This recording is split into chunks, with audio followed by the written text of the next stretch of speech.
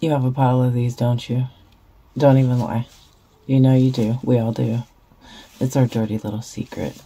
Unfortunately, when we do this craft, we amass a lot of disposable gloves. I try to use these as much as I can, try to reuse them as much as I can, but inevitably you have to chuck them. And if you're like me, you probably just have a pile of them because you're gonna do something with them, right? Isn't that what you told yourself? I was watching a user named RevCritter. I'm gonna link her below.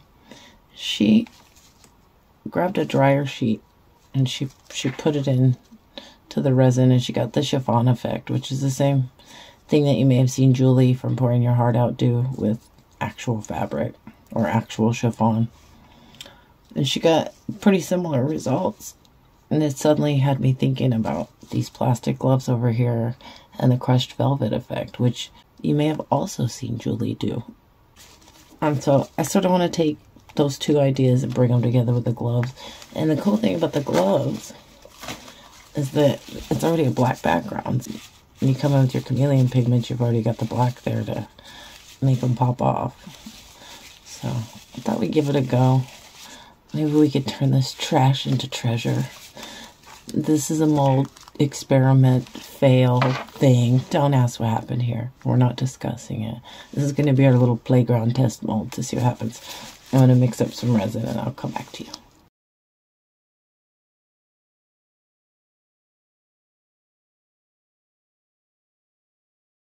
Okay, I got some resin mixed up. If you don't have one of those little resin mixers, you should get one. It's definitely worth the investment. If you got the arthritis, like one of the most tedious things about doing this particular craft is having to stir it up. So now with these gloves, I'm gonna cut the edges off and maybe the fingers. I don't know. Yeah, let's cut the fingers off. We're gonna cut the fingers off. We'll use them for something else. For crying out loud.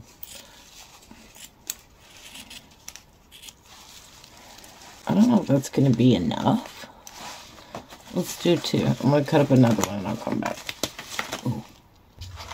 Okay, got another piece. So I think, like, the main thing to sort of keep in mind with this is, you know, the crushed velvet technique would have you taking the plastic out, and the chiffon technique would have you leaving it in. So we're sort of gonna, you know, combine them, mix them, hybridize them. So I'm gonna start by just dumping some resin in here. Of course I made too much. Of course I did. Oh, looks like we got some little bits of stuff from, yeah, who cares? I'm just gonna lay that down in there and let it like sop up some of that resin. Get some pokey tools. I need to poke it. And I imagine it's gonna trap some bubbles, but I don't think it's gonna matter as long as they don't on the surface. And I'm gonna have some bubbles behind it, but we're not flipping this one over. We're working from because with the crushed velvet thing, you'd be doing it from the bottom up or the top down. You're working in reverse, basically. So you don't really know what you're gonna get till you get it.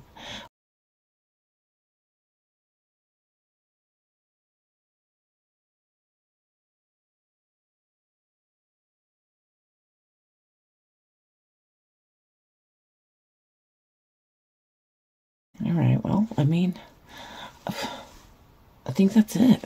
Like, this is it. Let it dry.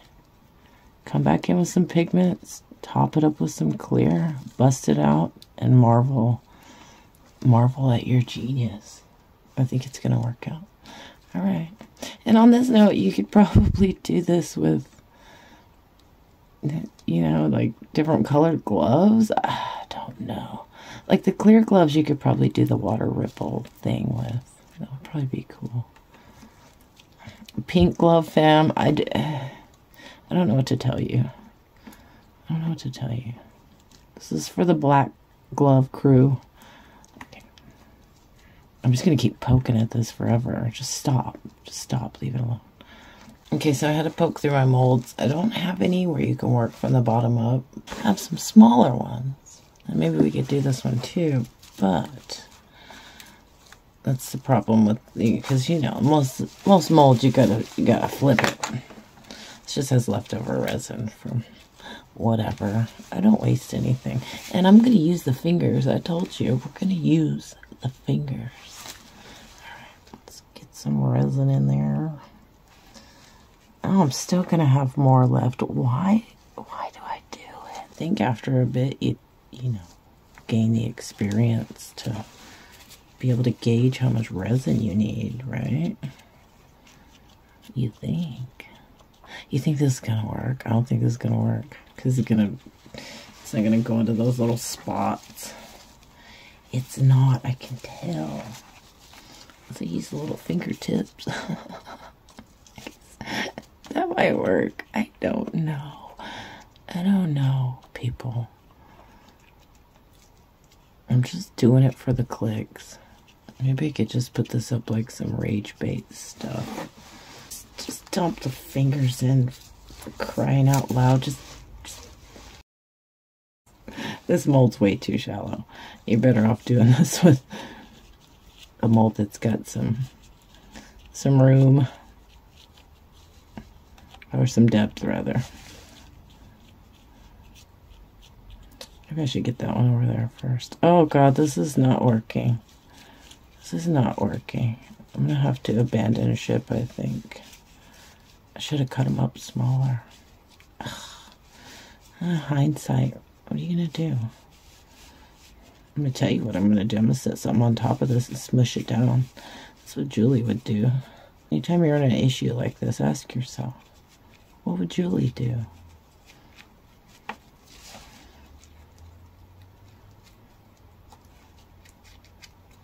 And in case you don't know who I'm talking about, if you're new here, Julie is the resident resin expert in the YouTube ecosphere.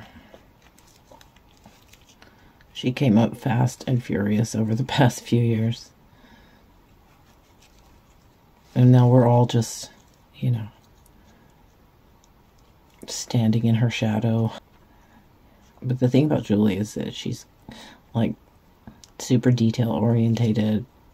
She's all about formulas and measurements, being very precise about everything. I can't say that about myself. No. No, I mean, I'm literally shoving plastic gloves into resin. Like, yeah.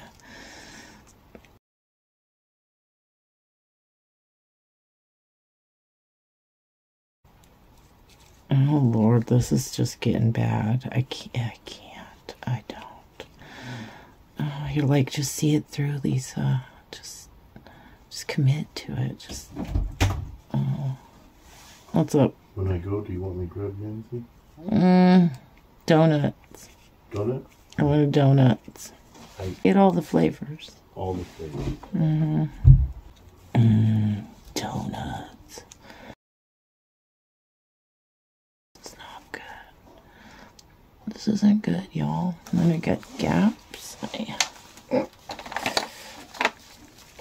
Let's just cut some little nubs off. Are you laughing at me? I feel like you're laughing at me. I mean, my intention isn't here to humor you. My intention here is to enlighten you. But, you know, if we can't laugh at this business, what are we going to do? What are we going to do? Cry. That's what. Oh, Lord, help me. Help me. Oh, jeez. Just, there we go. See, I should have just put little pieces in. Well, see, look, if you're going to do that with the weird shape mold like this, just put little pieces in. So you won't have this problem. On that note, look around. You probably have plenty of stuff lingering about your house that you can shove into some resin. I'm sure you do. There we go. Get that in there. Get that in there. I got this. Hey, I got this. Oh, gosh. Oh, Lord. No, maybe I don't got this. Oh, shoot. Okay. Okay, we're going to go into time lapse and finish this. And then when I come back, hopefully, we can put the pigments on.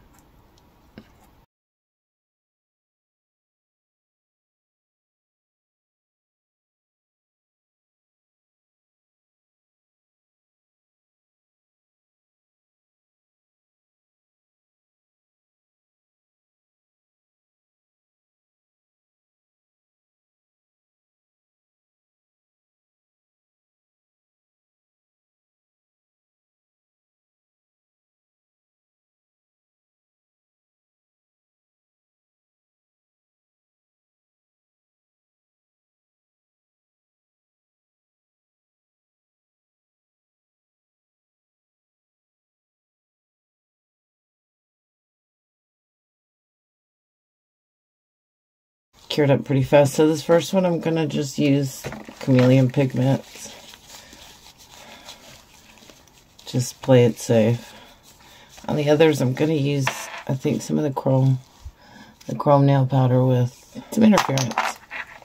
So yeah, I'll grab a paintbrush. I think with this you got to remember not to put too much on there because you don't want it floating to the top.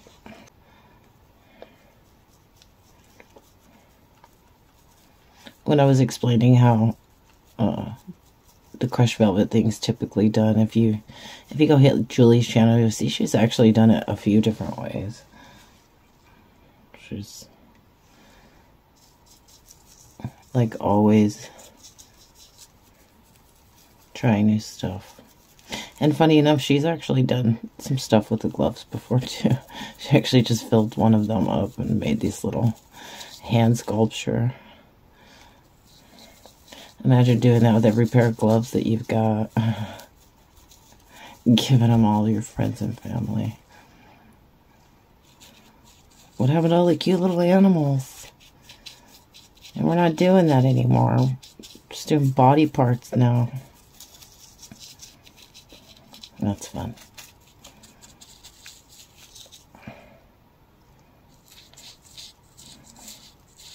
I think I'm probably going to make it like a regular thing on my channel to try to recycle stuff. Or you know, to just claw stuff back. Because I think that's the best way you can sort of reduce your footprint in all of this madness. This one's definitely got some stuff hanging off the edge that I'm going to have to trim off. But, let's see if we can.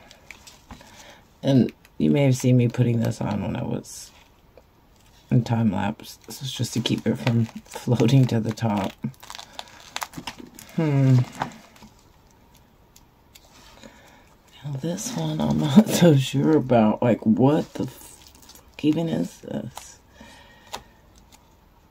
Oh. What the hell? Okay. Well, you know, we're here. So, let's just do it. Let's just do it. I'm going to trim this off. See if we can shave it up a little before we... This resin's still really soft. I should probably wait on this one. But I'm kind of afraid if I don't, then the resin's not gonna, or the pigments aren't gonna stick to the resin. So let's just get a little trim. Let's shove that back in there. Get in there. Okay. Yeah, that one's funky. That is funky. I don't know if laying the thing on top of it was a great idea, but yeah.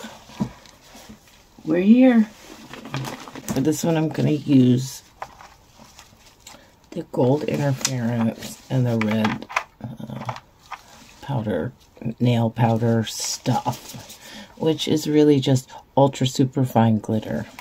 I'm just going to dump it. We're doing it for science. There we go. Don't worry, I've got more.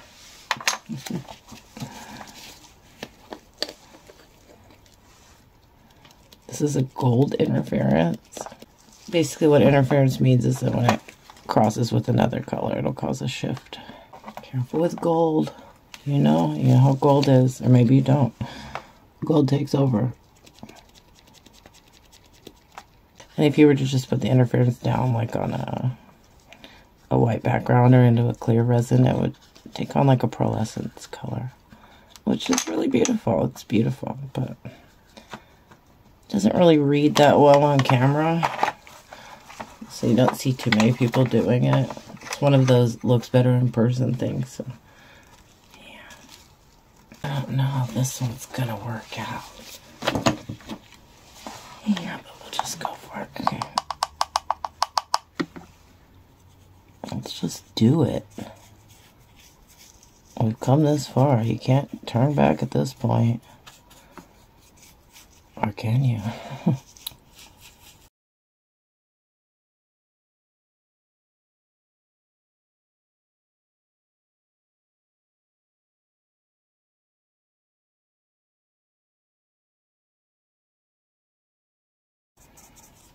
That's something. That is something. Are you horrified? Does that scare you? I think they're all going to be like this because I had to smash them down. The only one that's not going to be is the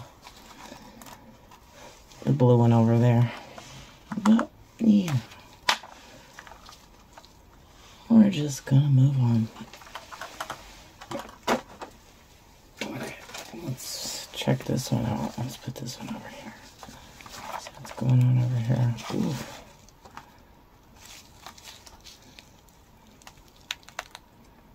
Oh, that one, got too flat. That's not good. Let's do these two.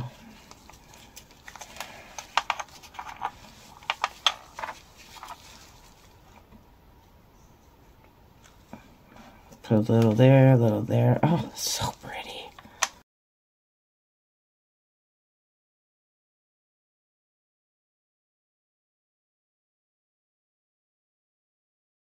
It's pretty. I don't know if that's reading on camera, but man, it's pretty. You'll see it when the top coat goes on it. It'll pop off. Oh, shoot. We got this like orangey chameleon pigment.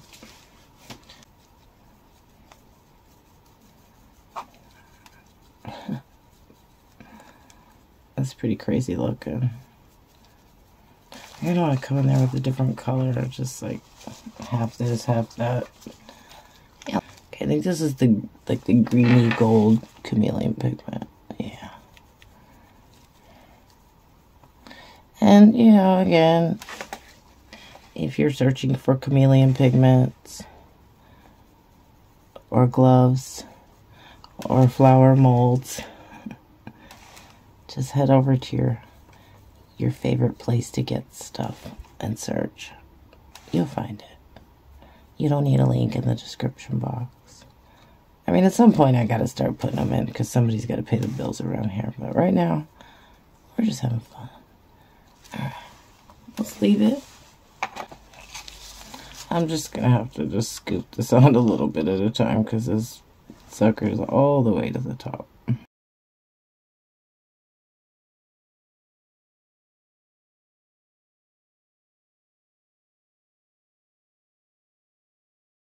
Come back and check this, babysit it for bubbles, because I have a feeling they are going to appear out of nowhere.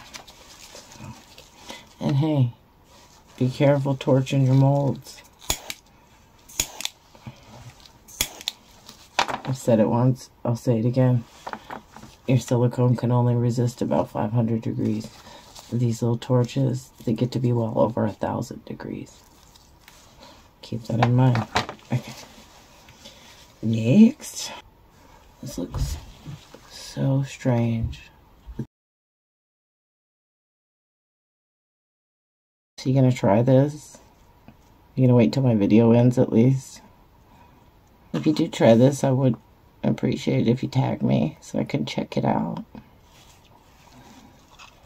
And also I want to give a little shout out to Crafting with Sierra, who recently did my frog technique with a hand sanitizer. And her reaction is just... I've never seen somebody react so favorably to something they made.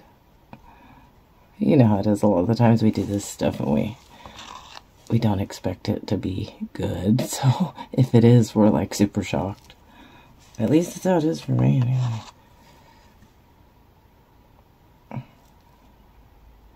So yes, her reaction to her frog was super sweet and wholesome. I suggest you check it out because it was beautiful. And she did a fantastic job.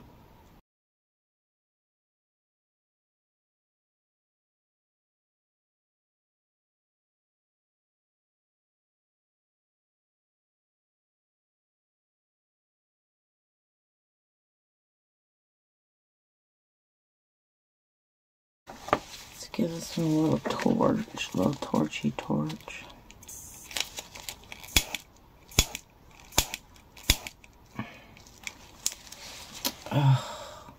All the pigments are floating. We're losing our velvety effect. Ugh.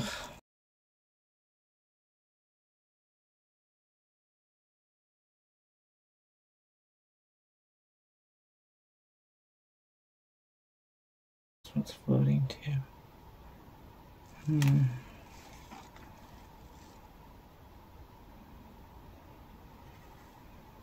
Well, anyway.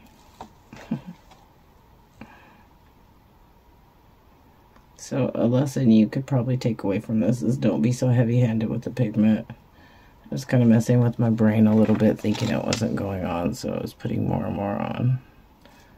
That probably wasn't necessary.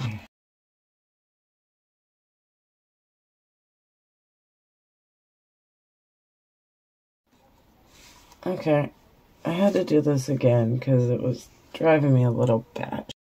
I went ahead and did all this off camera. One thing I'm going to do while we're here is put some spray adhesive on there. I want to just lock those pigments down. I do not want them floating. Period.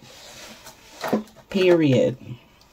I also made this one, which I just left the plastic in. Like, I'm not going to pull the plastic out like you would typically do when people, like, do the water thing. There's a little jellyfish decal. You can't really see that, can you? Just trust me. I'm going to put, like, just some transparent blue on there. I'll make it look like water. Clear glove, people. This is what you can do. But we're back to this. I really, I need this to work. I need this to work. I'm going to pray, hope that putting spray adhesive on here doesn't fuck it up. Obviously, you're going to want to make sure you let this dry before you go dump resin on there.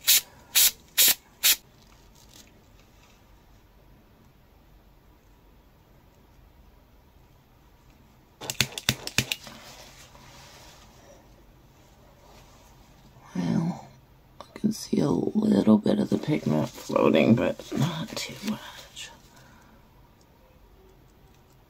Bubble grabbed some of the pigment and it burped. Y'all, this is just frustrating. I'm over this. Even though I locked it down, somehow still the air bubbles burping cause the freaking pigment to burst, to float. See, there's again. So I'm just gonna have to keep playing with it until all the bubbles settle. I mean, what else can you do? Alright, I'm gonna mix up the blue one. We'll come back. Okay, for this one, I'm just gonna use some blue acrylic ink. I don't really want to use alcohol ink because alcohol inks fade. Like, they're pretty at first, and then they just fade. Again, another dirty little secret that a lot of resin artists have. It's one of the reasons I don't like to sell these things, because they change. They don't look the same after a while. The finish will get dull and ooh, that's really bright. Shoot. Anyway, the finish will get dull and a lot of the times the resin will yellow and the colors definitely fade. So something to be mindful of if you're making this stuff. Alright, that should be good. Easy peasy. Just put that right there. Oh, God, my arm is jacked up. Sorry if I'm constantly moaning and groaning.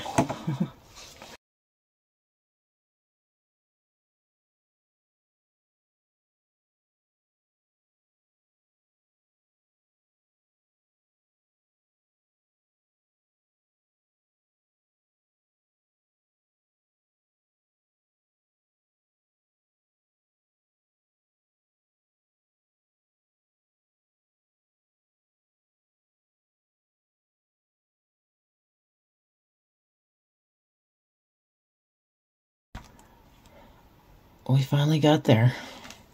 Kind of. This one got a little weird because the pigments floated, but it still came out really cool. So there's that. This was my redo on the other red one because the other red one, it just lost all the scrunched up, you know, velvet effect. That said, this effect is really cool. I mean, I think this just speaks to how you can use like random stuff to get texture in your pieces. Like, I had to end up smashing this down and the pigments floated and all that, but it made for a pretty nice effect. And don't look at my bad top coat job. By the time I got to the end of this, I was kind of out of steam. This one, I love this. This is beautiful. This is a complete screw up, but look how pretty it is. Looks like a planet or something, huh? Wow. This little guy is pretty cool. I don't know what the hell I'm going to do with this thing, but it's still really cool. I'm going to take them out in the sun so you can get the full effect. So they're pretty neat. This is reading kind of greeny pink on camera, but I'm looking at it and it looks, well, no, like you see gold pink right there. I see green and like orange from my angle. Here's one I threw together just last minute. It has a ton of bubbles in it, but who even cares? It's an underwater scene. I'm gonna give this to my mother-in-law. You think she's gonna care about the bubbles? Hell no, she ain't. You should see this one out in the light. It is stunning. And just, I didn't film this one, so I did pretty much the same process, which was I laid down a clear layer, put the little decal in there, put the plastic over it, and then I came back in behind it with the blue. This is super pretty. I like this. And if my mother-in-law doesn't like it, well then I'm taking it back. I'm taking it back. You know, when I was doing this video, I was going through all of my mistakes and everywhere it went wrong. And I just couldn't contend with it. I was just ready to give up. But you really have to, like, give yourself permission to fail. To quote Miss Taylor Swift. That's how we grow, right? That's how we get better. And you never know. Sometimes your failures will sometimes lead to magic. So just try something. You never know. Anyway, on that note, thanks for tuning in. As always, I hope to catch you on the next one. Bye.